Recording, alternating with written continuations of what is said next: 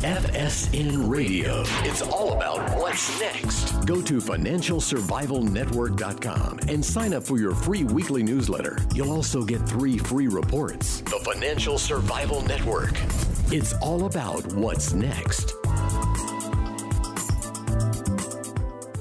Welcome. You are listening to the Financial Survival Network. I'm Kerry Lutz. Today's July 2nd, 2020. Well, lots of interesting things happening in the world. Are we seeing a second wave of COVID, or is it the tail of the first wave? And where are we heading? The economy? Will it ever reopen? And much, much more. We're seeing gold, silver starting to take off. What's your opinion? I want to hear it. And hey, let me know if you want to come on the show. Send me an email, kl@kerrylutz.com. Well, our good friend Darryl Schoon is with us now. And Darryl was at the forefront of thought leadership, certainly in 2007, when he wrote a tome predicting the Great Recession. And we want to hear from Darryl now, see what's going on. Darryl, welcome back. Kerry, it's wonderful to be back. You know, this sort of has reminded me of what's happening right now. It's reminded me of my opening remarks in Munich in, I think, 2011. It was a conference on gold and Austrian economics. And I got up in the front and I said, you know, watching a slow-moving train wreck is fascinating, even if you're on the train. All right? Now, in that metaphor, Kerry, we've hit the station. We're moving. We're starting to move through the train terminal. All right? Yeah. Oh, my goodness. Yeah. I didn't even know what to say.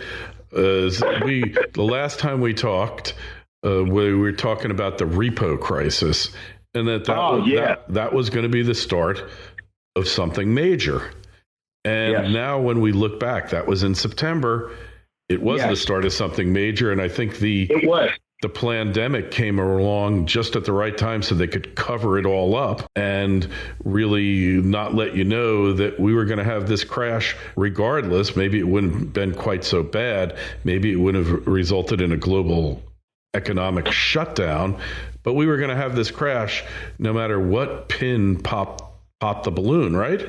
Well, you know, we were, and you know, when I made my prediction about the collapse of markets in 2007, I knew it was baked in the cake. It's just, you know, it was debt credit, and it was going to collapse at a certain point. Now, I know there's a lot of people who think that they set it on purpose, you know, that because they knew it was coming, that it was done by those boys in control, that they consciously set it forth. I have a different view of that, Kerry. Mm-hmm. I know how carnal they are. I know how selfish they are.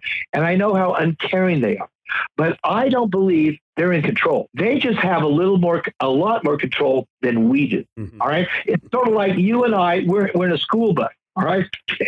And we've known that the school bus driver who picks us up every day is an alcoholic. You know, that sounds like my school bus driver. Yeah. All right.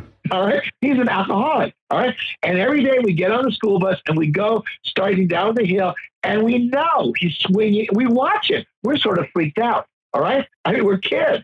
All right. And our parents don't believe it. You know, they're sort of concerned. But we know this guy it's getting worse. He's drinking worse. All right. And there's no way to control him. Now, what it appears to, and it's true, he is in far more control than we are. He's driving the bus. But it is a mistake to say that he's in control, because, you know, he's in more control, but he's not in control. I think the school bus is lurching out of everybody's control. Okay, so you have the bank, you have the cartel, the banks, everybody up there, and they're stakeholders. You and me and the rest of us, we're like the chickens on Colonel Sanders' vast farm. All right, and we're scurrying around trying to stay out of the next swoop that becomes winglets and legs and breasts. All right, because we know what's going on, and most people don't. All right. Now, the thing is this, that the Colonel Sanders farm is in deep trouble of foreclosure. All right, I mean, deep trouble, and so the ones who are most paranoid among us think they're doing this to us to do a clearing. I don't think so. I think they're just a bunch of bureaucrats and fools who are trying to save their own ass, depending on what part of the farm they work. All right, on what part of this vast enterprise of credit and debt that they get their checks from. I mean, we all know that Alan Greenspan was a lot more truthful before he became Fed chairman. I mean, he knew about gold, or he knew about it, okay? Now, he was made Fed chairman by Reagan because he wanted Volcker out of there, who was tight money, all right? So here's Alan, who knows about tight money. He knows, he's better at this than almost anybody, all right? But knowing doesn't mean that you're going to do the right thing. All right. He found himself with a job beholden to an administration that wanted to let the floodgates on money creation happen. I mean, in 1982, the Dow Jones was at 777. I remember. Kerry, 777. That was a long time ago. All right, now, he's sitting at the helm. He comes in 1986, takes control of this thing, and every time that there was a contraction, he put more credit out. My name for him was Easy Al Greenspan. All right, Easy Al. Okay, and everybody loved him. They called him the Maestro. Yeah. Remember that? The Maestro. Why? Because everybody was feeding at the trough of easy money. All right? I mean, everybody was feeding at the trough of easy money. And then all of a sudden it blew up on him. Now, Alan knew something was wrong. In 1994, he's watching this. You know, I mean, he really knew a lot more than he let on. In 1994, he thought a bubble was beginning to form. Now, the bubble didn't really become visible until 97, 98, 99, and then 2000 it blew up, the dot-com bubble. In 1994, he saw a bubble form. All right. And he went and announced, I think we've popped the bubble. That's what he did. He made an announcement. I think we've popped the bubble. And remember how later on he said, you know how hard to see a bubble? Well, yeah, if you want to make an excuse for your actions, just say you couldn't see it. But in 1994, Alan saw a bubble was forming. He popped it. And then you know what happened? He got a phone call. I don't know who made the phone call, but they said, hey, listen, motherfucker. You know, I don't know if central bankers talk that way, you know, at least not in public. Well, Wall Street, they do. Oh, yeah, well, you're right. On Wall Street, they do. And they threatened him. And the next announcement that Greenspan made was this. It is not in the purview or responsibility of the Federal Reserve to make monetary policy and pop bubbles. Wow. And when that happened, it was green lighted. Now, when he left office, he became a lot more, you know, listenable to. Yeah, right. When he left office, it was all he was. You could he was much more truthful.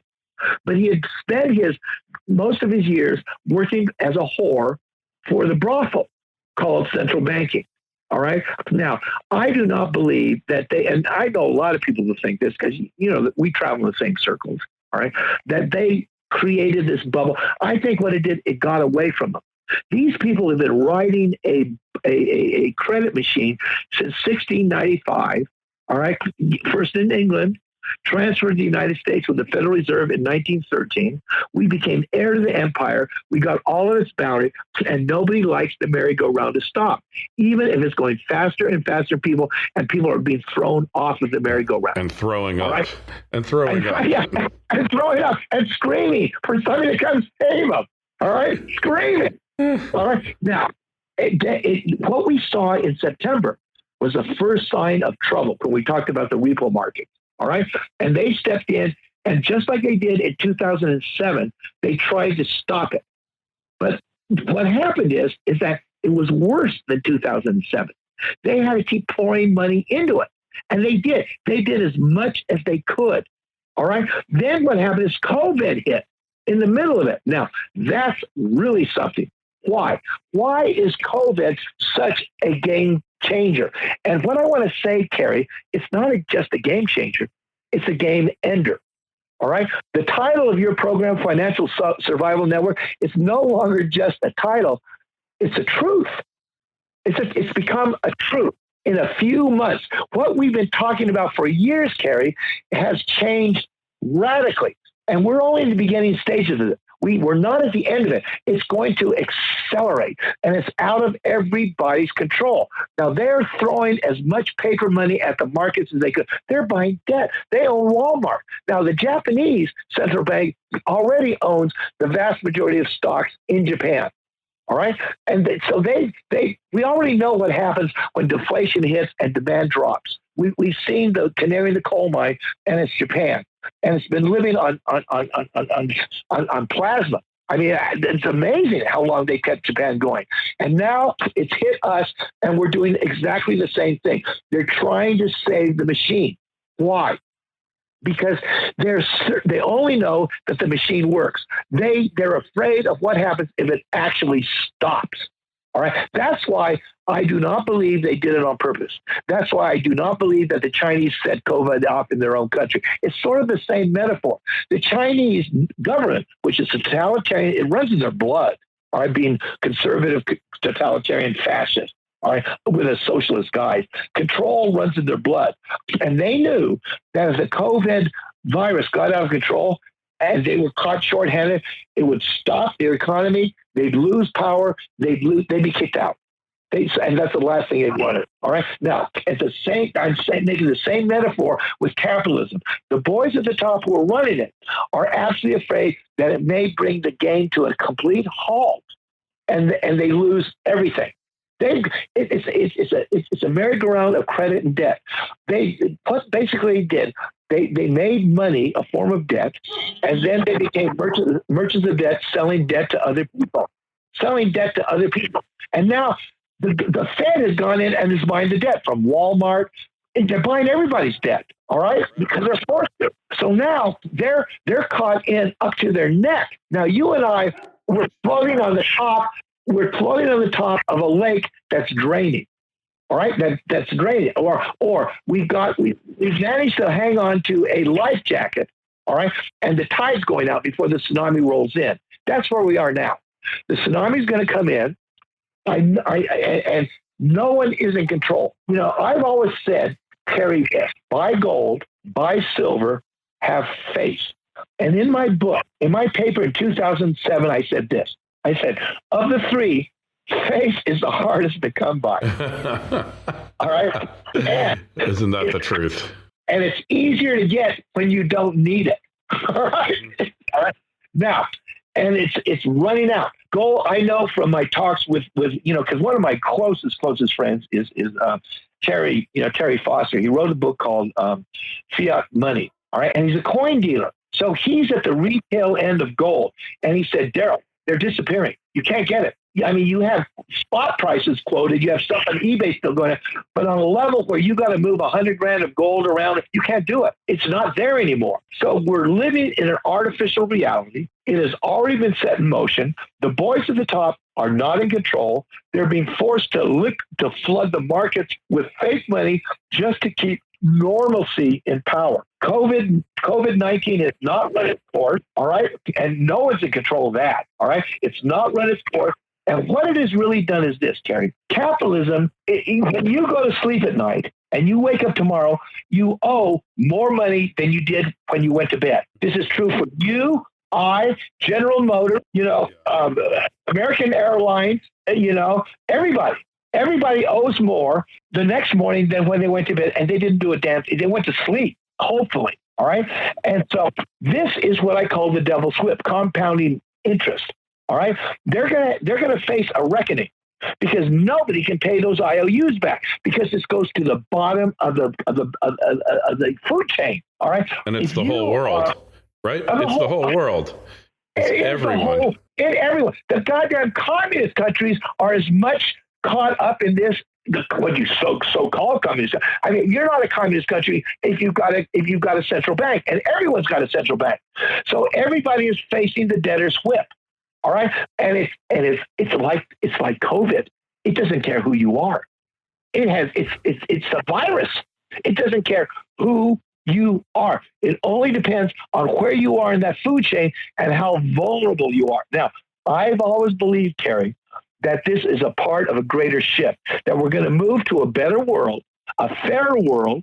We're going to get out of credit debt, but the transition is going to be hellacious. Hellacious. All right. And this is where we are. So here we are right before the 4th of July. We're in July 2020. 1 year ago, we had no idea this was going to happen. You and I, Kerry, have had a feeling for years that something was going to happen. Something. We didn't know what it was, but when it began happening, you and I weren't surprised. I mean, we were going, wow, look at the repo market. But we knew we perhaps didn't know what was going to happen in the repo markets. We perhaps didn't know what they were going to do. But when it started disassembling, we knew it was coming. And now it's accelerating. And this is what we're talking about today. Here we are. Yeah, I call it the great unraveling. FSN Radio. It's all about what's next. Osino Resources is a Ross Beatty-backed gold exploration company in mining-friendly Namibia. Osino's district-scale land package is situated near 2 producing gold mines, one of which Osino's management team previously developed and sold to B2 Gold. Osino's founders and management are experienced mining professionals who have already successfully developed and sold 2 companies in the past 7 years. Osino has a tight share structure, and with its current treasury, it can self-fund the advancement of its gold discovery into at least 2022. This is an exploration company with drills turning that you'll definitely want to pay attention to. Osino trades in New York under the ticker OSIIF and in Toronto under the ticker OSI. To learn more, go to osinoresources.com. That's osinoresources.com. The Financial Survival Network. It's all about what's next. It is a great unraveling of far more than money, because we are living in a world that is tied everything to money. I mean, every society before ours was not as tied into money as ours is. And ours isn't tied into money that previous societies are. Our society is tied into money in the present form, which is fiat, credit, and debt. These are coupons of debt floating around as money. Yes. That's what they are. All they are. And what happened in the 1930s? Money disappeared. Why? Because debts couldn't be repaid, and the banks would not extend credit. And if money is only circulating credit debt, money disappeared. When I began studying money, I thought, where did the money go in the 1930s? It must have gone somewhere. And then I realized it was destroyed. It wasn't what I thought it was. It was a charade. Yeah. It was a charade. It disappeared because when debts default, it's taken off the ledger books, and when they don't extend credit, it doesn't go into the system, so you're caught at both ends. Fractional reserve banking. Fractional reserve. It's great until you're caught short-handed. Yeah. Every guy who's got a mistress will tell you it's great until his wife finds out. I wouldn't know about that. I wouldn't know. None of my friends do. Or they've never admitted. I'm not pointing fingers. They never admitted to me. Everybody with a mistress thinks it's wonderful until his wife finds out. Well, here we are, friends. Yeah. Our metaphorical wife has found out. Mm-hmm. And she's going to the divorce attorney, except she's going to an Islamic divorce attorney, and he's going to do Sharia law. Right? And she won't answer our phone call. Yeah, for some reason. We keep pleading with her, telling her, listen, we'll make it all right. It was a fling. It meant nothing to me. Yeah. I kept my fingers crossed. I took my ring off every time we went to bed. Mm-hmm. She didn't, I never, here we are. And the markets are going crazy. And my sense of gold is that gold and silver are not going to explode until the very end, Kerry. Yeah. All right. Because what gold and silver are, they're barometers of systemic distress. Correct. And this is a confidence game. When you get scared, they were very successful in disabling the barometer, because traditionally, gold and silver have always been the safe havens. But when they broke the back of the speculative market with futures in 2011, in the middle of 2011, with the European debt crisis unraveling, gold shot up 25% in 3 months. I mean, that was huge. They moved in September 2nd, used negative interest rates in the gold leasing markets, flooded the markets with leased gold, forced the price down, eventually from 1900 down to 1140. Years later, and it broke the back of gold speculators. The only ones who stayed in there were the true believers. All the other people knew they didn't have the stamina to fight the Fed, and they bailed out. All right. Now that fear still is in the market, but now a greater fear that is dissembling is overtaking that old fear. New fear is going to fuel this rise up. The boys in power are going to hold off as long as they can, and at the end they're going to let go.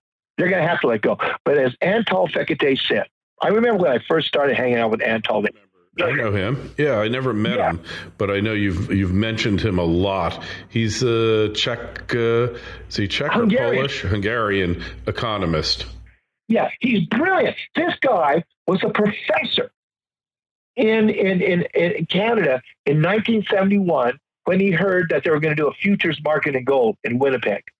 All right, He went and bought a seat on the Winnipeg Commodities Exchange to observe it. Antal was not a speculator. He bought a seat. This is how dedicated he was.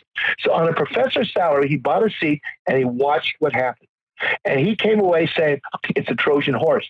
Because there's no need for a futures market in gold and silver. There's never has been. It's not like a variable with weather. You don't have to hedge its future value. It's a constant. But he knew something was up. He was the first person who said that when Barrick went in and started, selling gold forward at a cheaper price. I mean, he said either they are washing gold, or there's some other reason. They're laundering gold, and what they really were doing was laundering all the gold that the Japanese had stolen out of China, discovered in the Philippines. And they found it. They didn't return it back to the Chinese, who the Japanese had stolen it from, and they laundered it through Barrick. One of the presidents of Barrick Gold Corporation was George W. Bush Sr. Oh, all right, really? All right, yes. And they also pointed out that Barrick owns refineries, had most of this gold. All of a sudden, during the 80s and 90s, they were refining tons of gold in Switzerland. All right, in northern Italy. And they said none of Barrick's gold mines were there. None of them. But they were refining the gold and getting it back into the system as the basis of gold derivatives, which you were selling forward. All right? So it's there. It was all there. But then again, if we want to go back to see real carnality, the biggest gold mine in the 1930s that went up 1,000% was the Homestake Mining Corporation. Well, the Homestake Mine was on the land of the Lakota Sioux Indian that had been given to the Lakota Sioux as a peace treaty, as a part of their treaty. And then when they found out of gold, they kicked the Sioux off the gold land and shoved them into the Badlands. So if everybody could bitch about FDR stealing their goddamn gold, nobody says anything about taking this gold from the Indians. Now, there was a lawsuit about the Indian Trust Fund. All right, you know what happened? When it finally went to the Supreme Court a few years ago that the Indian natives did not have a right to ask questions about, to open up the auditing of the books, they folded. They couldn't even look at the books of the BLM, of the Indian Trust. All right. I mean, so they folded. They folded for pennies on the dollar. They won the suit. This is like 10 years ago. They've never given them a penny, even though they won in court. So, Kerry, we're in a game that I think started before Genesis got written. Remember when they said God in the seventh day looked and said, it is good? All right. I don't think he's had that same thought since then, Kerry. It never said God looked again on the 8th day or the 9th or the 10th day and said, it is good. All right? So, Darryl, what's going on now with the civil unrest and all of these riots all over the world? What's happening is this. The chickens on the farm are realizing that they've been lied to. All right? And they've been helpless. All right? That whatever the government is, it's been helpless. So that's why the government are trying to throw water at the chickens. All right, this will keep you going week after week after week. We don't know how long the subsistence is going to go on. The United States is throwing it, and it's all flipping out. This civil unrest, the thing with George Floyd, it hit a chord. Somebody made a remark that we're past the tipping point. We're now at a turning point. All right, change is never easy, Kerry. No, change is the last thing that anybody wants. Yeah, just ask my ex-wife. Just ask my ex. Ask everybody. You only know that her anger mirrored yours. Yeah. You know, we're just holding on different ends of the rope, and the rope is burning. Now, Kerry, I may be totally wrong. I predicted the crash years ago. I knew it was coming, but I always said, even in my book, that it's part of a greater change. Civil unrest, political unrest, religious unrest, it's all part of a greater change. Kerry, my belief is this. Metaphysically, the universe is stepping in, and they've never stepped in before. It's never stepped in before on the way this is happening. Bucky Fuller said, it's emergence through emergency. He said, the collapse. Yeah. I know. Emergence through emergency. And he said, not only is the present system going to collapse, corporations are going to collapse, religion's going to collapse, everything's going to collapse. And if we choose right, a better world will come out of it. But yeah, for those of us who are left, hey, let's talk about something. Let's talk about something you and I spoke about yesterday. It's barely penetrated the gray matter of the American public, Europe, but it's all over China and Asia. And that is what appears to be, what could very well be the impending collapse of the largest dam ever built in the world in China, the Three Gorges Dam. Three Gorges Dam. I'm going to be doing a presentation on this and probably a Facebook Live or a YouTube Live on it. I've done a PowerPoint, but this could be the complete tipping point into I don't know what. Okay. Yeah, it's Kerry. I think you're on the right track. You really are on the right track, because you're going to draw attention to a game changer. I mean, we all know how resistant the Chinese government is to input, to change, to, they have a guise of a representative thing, but it's just a patina. It's even worse than our two-party system. They don't even make they don't even make a nod to two parties. All right. They don't even joke about it. It's one party. All right. So they've got a consolidation of economic, ideological, and power in one party. So the resistance to change is phenomenal. All right. This Three Gorges is a game changer. And you alerted me to it. I've always known about the Three Gorges Dam, but I didn't start thinking about it until we had our talk yesterday. You were onto something.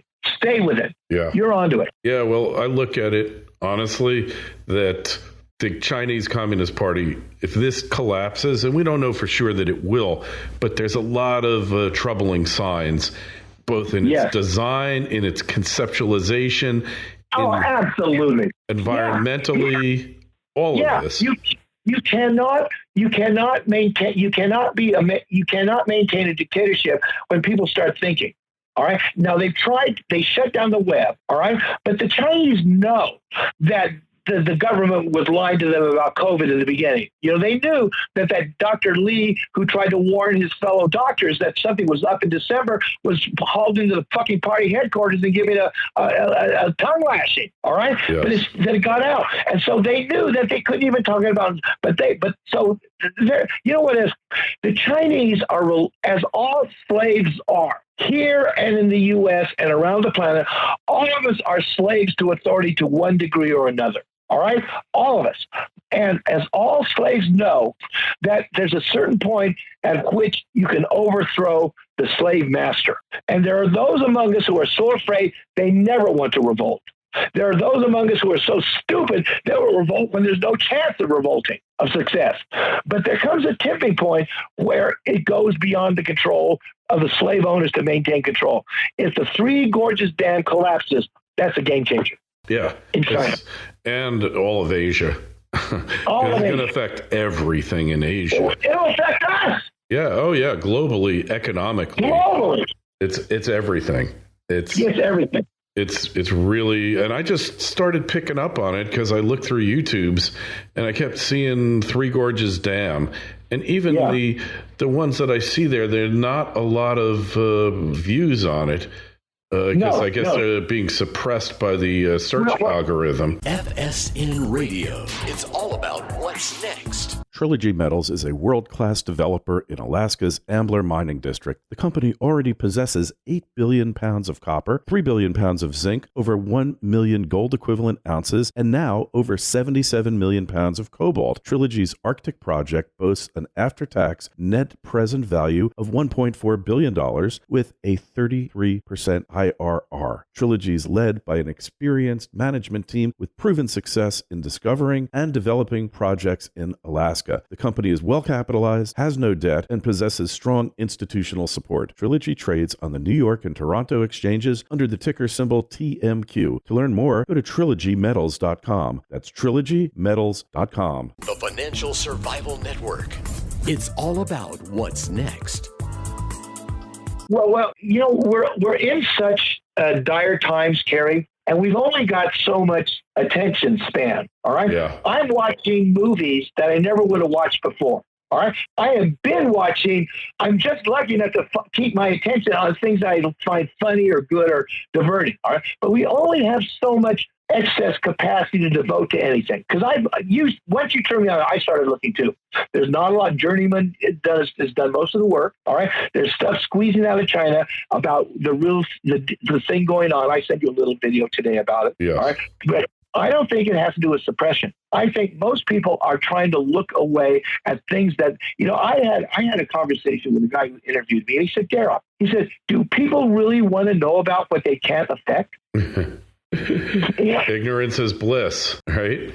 Well, in a sense, he was saying that. But here's this guy who said, one of my oldest friends, 40 years, PhD, and is always looking in certain areas. I mean, he's got an inquiring mind. But he's not political like I am. We share two different mentalities. All right. But I'm not going to say he's stupid or denial somebody. Because he's just different. And my thing about it is that Kerry, you and I are cursed with looking in the areas that nobody else will look at. Yeah. We're cursed.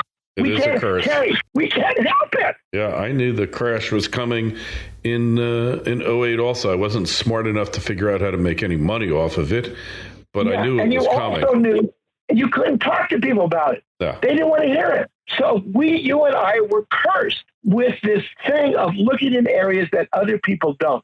And when my friend asked me that, he said, Darryl, what good does it do to those when you can't do anything about it to know about something they can't do anything about? And I had to think about it. And I thought, well, that's a valid point of view because I'm looking at these areas and I also know I don't have any control. Kerry, you and I are sitting in the back of the bus, and the bus driver's dead drunk, and he's headed towards the bottom of the hill. All right? We're on Mulholland Drive, and he's about ready to take the plunge. And about to take the leap. All right, now, and everybody started to scream. All right, now, the truth is, if they had listened to us before, none of us would have been able to go and rush the bus driver and grab control of the bus, even then. Mm-hmm. All right, so there's something about to what my friend said. All right. All I can say is this. We have been cursed with this desire to keep our eyes open in these dark days. And you turned me on to something yesterday, that really caught my attention. And because, I majored in East Asian studies, I know about that lockdown. I know about the mentality of the Chinese culture. I know about the Japanese, Chinese. I know it like the back of my hand. All right. And as what you clued me into, Kerry, is something that it's sooner or later. I think you are like I was in 2007 when I made my prediction. I think you are that person right now.